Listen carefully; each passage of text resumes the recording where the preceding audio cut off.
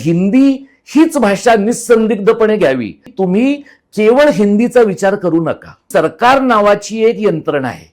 तिला असं वाटतं की आपल्याला सगळ्यातलं सगळं कळतं, ती ऑमनी प्रेझेंट आहे, सर्व ठिकाणी अस्तित्वात.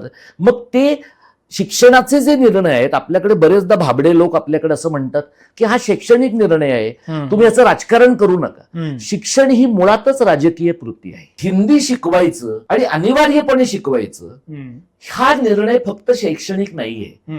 तर जर तो शैक्षणिक असता तर शिक्षण मंत्र्यांनी त्याची उत्तरं दिली असती. बरोबर. जर तो शैक्षणिक असता तर राज्याच्या मुख्यमंत्र्यांनी हिंदी शिकण्यात काय अडचण आहे, जर लोक इंग्रजी पण शिकताय, असं विधान केलं नसतं.